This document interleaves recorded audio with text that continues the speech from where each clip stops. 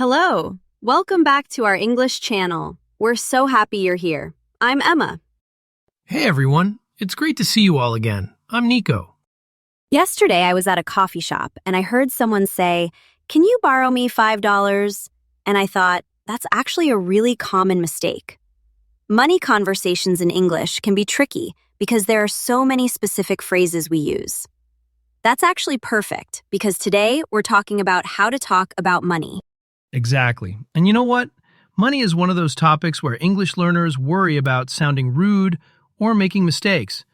But once you know the right phrases, it becomes so much easier.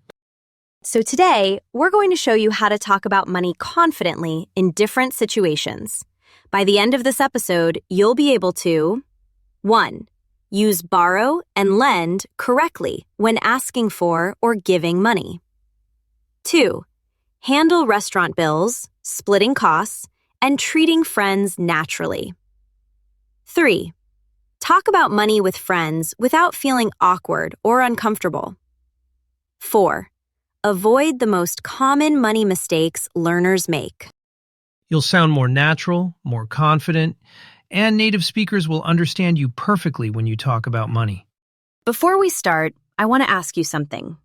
In the comments below, tell us about a time you talked about money in English. It could be at a restaurant, borrowing something from a friend, anything. Yeah, write it in English. We want to see you practicing. And if you're enjoying our podcast, please hit that like button and subscribe. It really helps us create more content for you. All right, let's get started. Okay, so the most basic thing about money conversations is understanding borrow and lend. These two words confuse so many learners. The structure is simple. You borrow from someone and you lend to someone. Okay, but why do people get confused? Let me make it clearer. Think of it this way. If you need money, you borrow. If you give money, you lend. Perfect. So, for example, I need to borrow $20 from my friend. I am the one who needs the money. My friend is the person who has the money. I'm borrowing from my friend. Yes, or from the friend's perspective. I lent $20 to Nico. Same situation, just different viewpoint. Let me give you more examples. Number 1. Can I borrow your car for the weekend? I'm asking to use something. Number 2. My sister borrowed $50 from me last month. She took money from me. Number 3. I lent my neighbor some tools. I gave my neighbor something to use. Number 4. The bank will lend you money if you have good credit. The bank gives you money. Number 5. I need to borrow a pen. Can you lend me one? 2 perspectives in one sentence. Ah, I see. So borrow is from the receiver's perspective, and lend is from the giver's perspective. Exactly. You know, I remember when I first learned this. I was at university and I needed to borrow money from my roommate for groceries. I said, "Can you borrow me 20 euros?" He laughed and said, "You mean lend you 20 euros?" I was so confused. But he explained it exactly like Emma just did. If you need money, you borrow. If you give money, you lend. That's a perfect example of how we learn, by making mistakes and having someone gently correct us. Exactly. Now think about this for a second. Listeners, can you make a sentence? Think about something you borrowed from a friend recently. Try to say it out loud right now. For example, you might say, "I borrowed a book from my classmate," or "My friend lent me her laptop for the presentation." Now, what about the negative form? How do we say we didn't borrow or lend something? Great question. You use didn't borrow or didn't lend. For example, I didn't borrow any money from my parents, or she didn't lend me her notes. The bank didn't lend us enough money for the house. That's another example. And for questions, you say, "Did you borrow money from the bank?" Or, "Can you lend me $20 until Friday?" Will you lend me your car? That's asking for permission to borrow. Okay, quick practice. Listeners, how would you say this? Your friend has a great book and you want to read it. What would you ask? Think about it. The answer is, can I borrow your book? Or could you lend me your book? Both are correct. Did you get it right? If you did, write, I got it in the comments. And remember, in conversational English, we often use can I borrow because it's direct and natural. Could you lend me is also polite, but slightly more formal. Exactly. Can I borrow your phone? Sounds more natural than could you lend me your phone in everyday conversation. But both work fine. The key is to practice and see what feels comfortable. Also, remember to say when you'll return it. Can I borrow $20 until Monday? That's much better than just, can I borrow $20?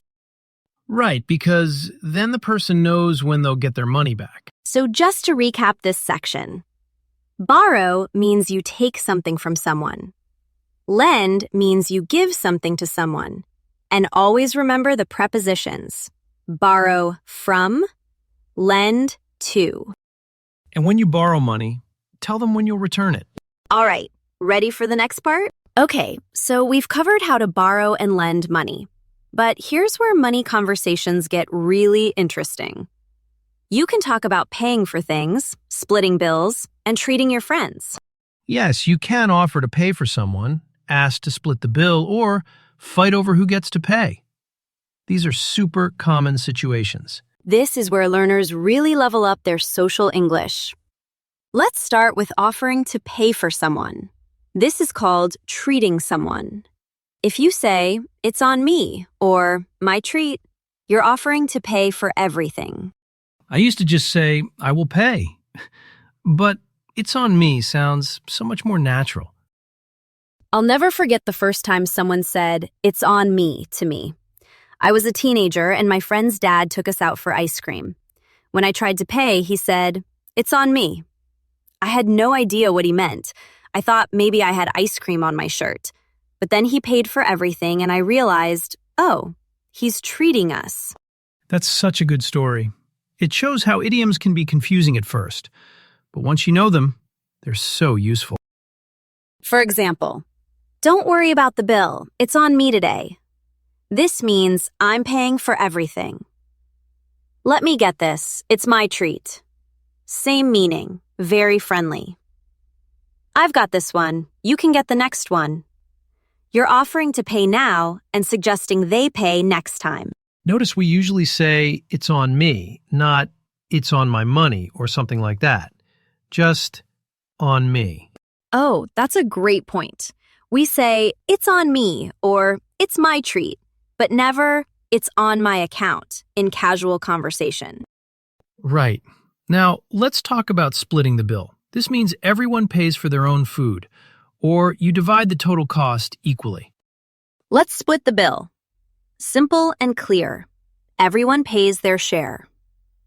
Let's go Dutch. This is an idiom that means everyone pays for themselves. Can we split this evenly? You want to divide the total cost by the number of people. Now, here's a cultural one.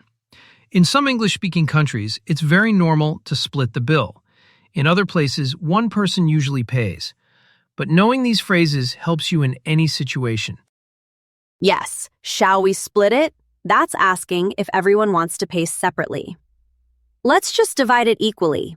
You're suggesting everyone pays the same amount. I'll just pay for what I ordered. You want to pay only for your own items. All right, let's do a quick game.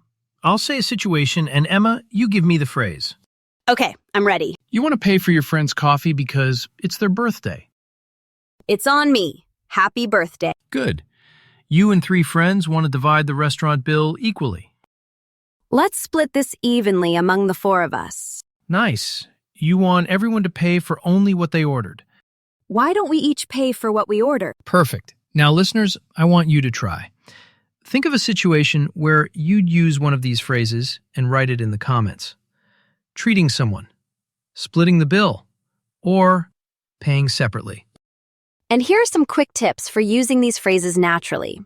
First, Always be clear about who's paying before you order, if possible. It avoids confusion later. Second, if someone offers to treat you, it's polite to say, "Are you sure?" before accepting.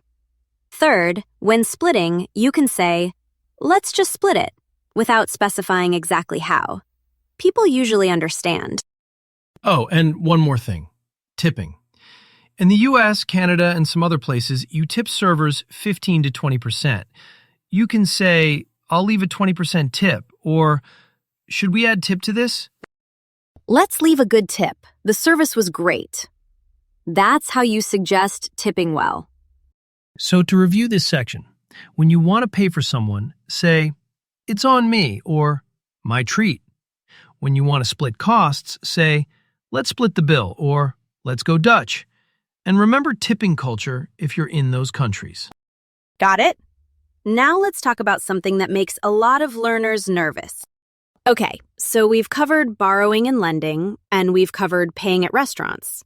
But here's where money conversations get socially tricky.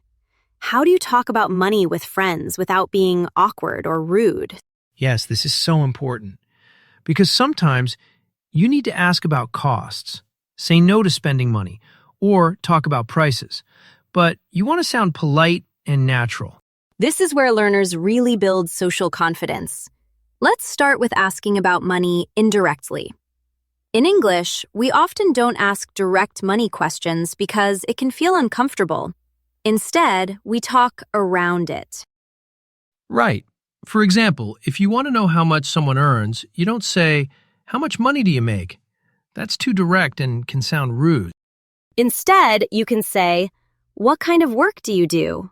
Or, "What field are you in?"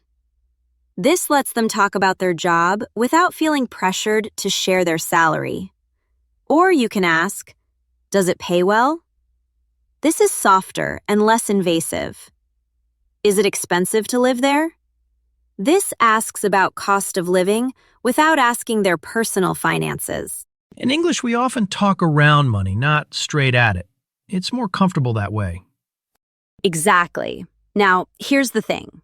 Let's talk about saying something is too expensive without feeling embarrassed. This is huge for social English because you don't want to sound cheap, but you also don't want to overspend. I used to feel so awkward about this. When friends suggested expensive restaurants, I would just agree and then worry about the bill. I didn't know how to say no politely. That's so relatable. Here are the phrases that help. "That's a bit out of my budget." This is honest but polite. "I'm trying to save money right now." You're giving a reason without over-explaining. "Maybe next time." You're not saying no forever, just not this time. "That's a little pricey for me."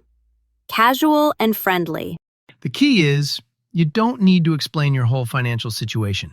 Just one simple phrase is enough.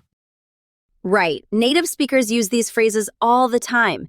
It's completely normal to have a budget. Now let's talk about splitting costs outside of restaurants. This is super practical for real life. Yes. Think about trips, group gifts, Uber rides, Airbnb rentals, office lunches. You need to know how to handle shared costs. Here are the phrases. Want to split it? Simple and direct. Should we chip in? This means everyone contributes money. I'll send you my share. You're promising to pay your part. Let me Venmo you, or PayPal, or Zelle. These are digital payment apps. Can you cover this and I'll get you later? You're asking them to pay now and you'll pay them back.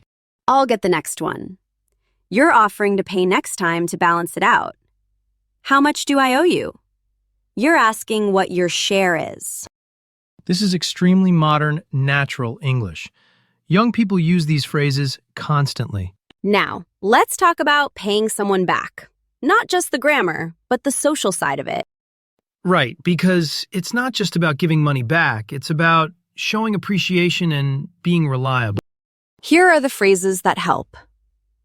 I'll get you back. This means I'll repay you soon. I owe you. This acknowledges you need to pay them back. I'll pay you back later today. Be specific about when. Thanks again, I really appreciate it. Show gratitude, not just transactional. And actually pay them back when you say you will. That's how you build trust. Absolutely. Now, here's the hardest one for many learners. How do you say no when someone asks to borrow money from you? Oh, this is tough. Because you don't want to hurt feelings. But sometimes you can't lend money. Exactly. In English, soft refusals are more important than perfect grammar. Here's how to do it. I wish I could, but I can't right now. You're showing empathy, but saying no. I'm a bit tight this month. This means you don't have extra money to spare. Sorry, I can't this time. Simple and clear. I'm saving for something right now. You're giving a reason without details. You don't need to feel guilty. Saying no to lending money is completely okay. And a good friend will understand. If someone gets angry because you can't lend money, that's their problem, not yours. That's really important advice. So to review this section, when talking about money with friends, ask indirectly instead of, how much do you make? Say, that's out of my budget if something is too expensive.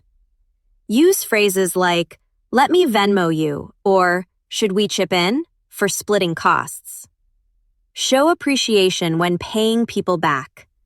And use soft refusals like, I wish I could, but I can't right now, when you need to say no.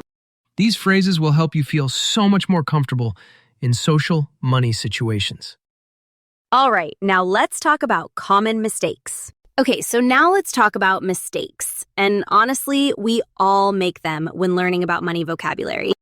Oh yeah, even native speakers sometimes use money phrases incorrectly. So let's go through some common mistakes we hear from learners. Mistake number 1, saying borrow me instead of lend me.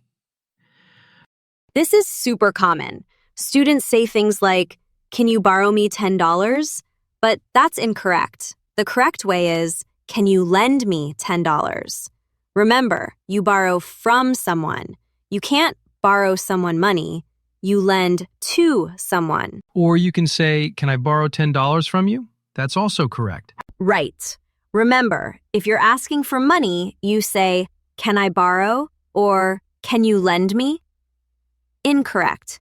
Can you borrow me money? Correct. Can you lend me money? Or can I borrow money from you? Mistake number 2, confusing borrow and rent. Students sometimes say, I borrowed an apartment instead of I rented an apartment. The rule is, borrow is usually free and temporary. Rent means you pay money regularly for something. So, I borrowed my friend's car for the day. That's free. But I rented a car for the weekend. That costs money. Incorrect. I borrowed an apartment. Correct. I rented an apartment. But you can say, I borrowed my friend's apartment while they were away, if it was free. Exactly. Oh, I made this mistake for months. I kept saying, I borrowed an apartment in the city. My coworker finally said, wait, you're living there for free? And I said, no, I pay rent. And he said, then you rented it, not borrowed it. I felt so silly, but at least I learned. Don't feel silly. That's how everyone learns. And now you know the difference forever. If this sounds familiar, you're not alone. These mistakes are extremely common. Mistake number 3, saying pay back me instead of pay me back. Oh, this happens a lot. Students say, when will you pay back me? Instead of, when will you pay me back? The word order is important in phrasal verbs. Pay back is a phrasal verb, and when you use a pronoun like me, him, her, the pronoun goes in the middle. So pay me back, not pay back me.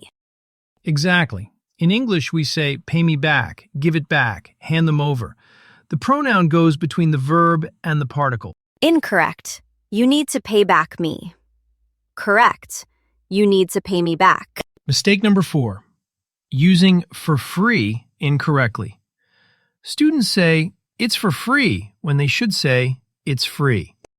Students sometimes use for free when they don't need to. It's free is already correct. You don't need to add for. However, you can say, we got it for free, or they're giving it away for free. That's fine. Correct. The coffee is free today.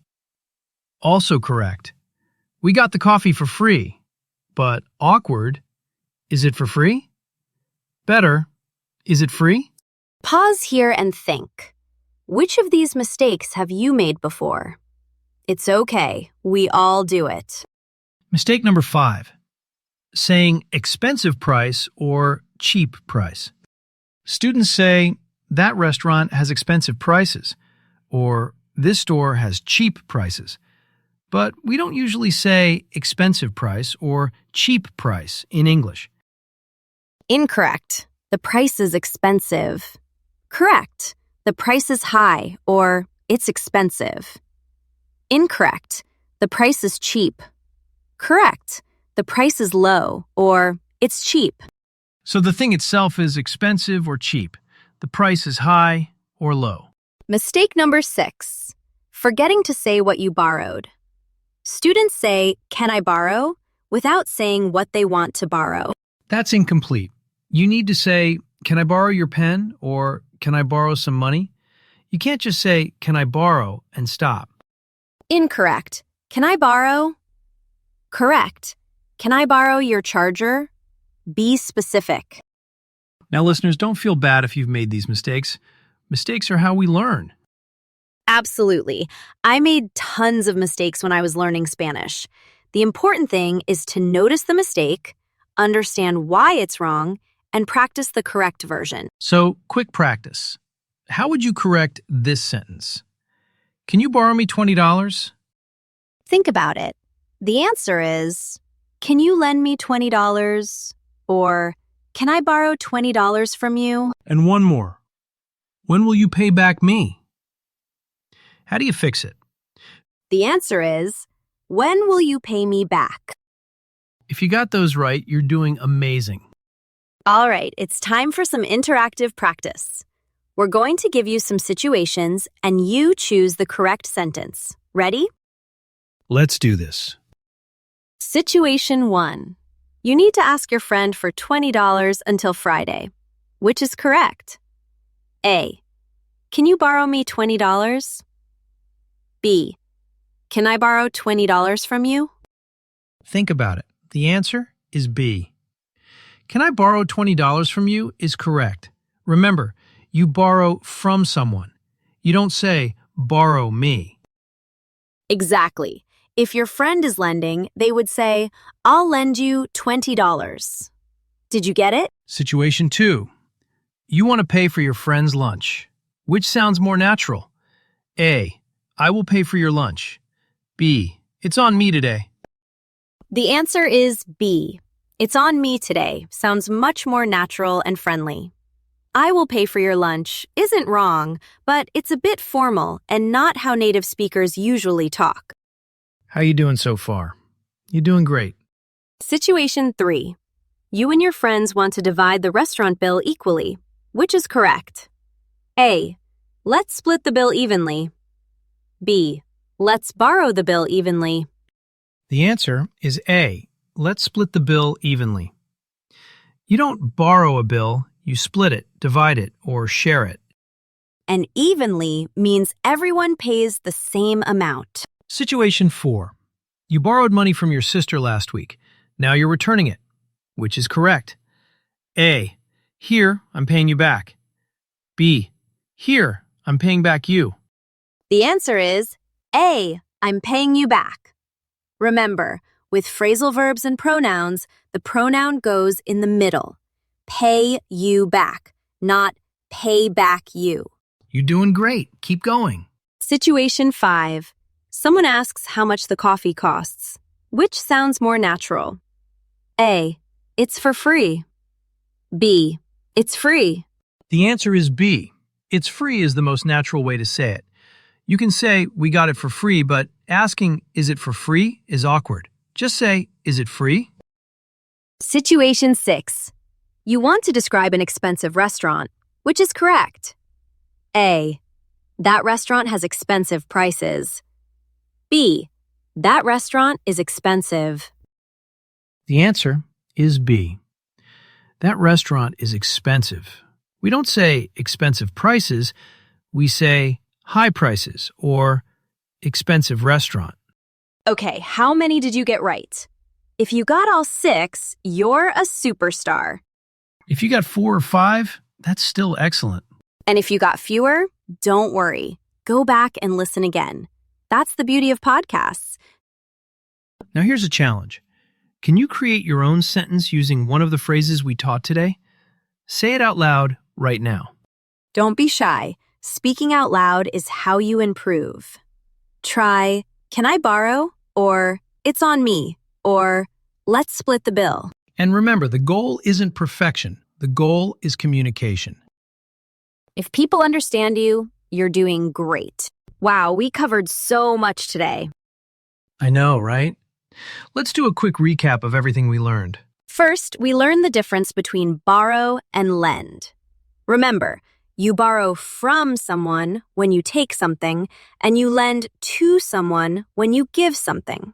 That's the foundation. Second, we learned phrases for paying bills and treating friends. It's on me means you're paying for everything. Let's split the bill means everyone pays their share. Let's go Dutch means the same thing. Third, we learned common mistakes, like saying borrow me instead of lend me, confusing borrow and rent, and saying pay back me instead of pay me back. And we practiced with 6 real situations. We also did a role play showing how a full conversation about paying a bill sounds naturally, including borrowing and lending. You should feel really proud of yourself for making it through this episode. Learning English isn't easy, but you're doing it. You're here. You're learning. You're improving. So let me ask you this. What's one way you're going to use what you learned this week? Maybe you'll offer to treat a friend a coffee, or practice asking, can I borrow your pen at work? Or just say these phrases out loud at home. Whatever it is, write it in the comments. We love hearing from you. And if you found this episode helpful, please give us a like. Share this podcast with your friends who are learning English too. Leave a comment telling us what money situation confuses you the most, or what topic you want to learn next. And make sure you're subscribed to our channel so you never miss an episode. We create new content every week to help you improve your English naturally. Remember, every conversation is practice. Every mistake is a lesson. And every day is a chance to get better. Don't be afraid to talk about money in English. These phrases will help you sound natural and confident. And one more thing. If you borrowed something from someone, remember to return it. That's good advice for life, not just English. You know, Emma and I love doing these episodes because we remember what it's like to feel nervous about speaking English. I still get nervous speaking Spanish sometimes. And I still make mistakes in English, but the important thing is we keep trying. And you're doing the same thing by being here. We're all learning together. All right, everyone. Thank you so much for being here today. We'll see you next time. Keep practicing, keep learning, and stay confident. Bye, everyone. Bye.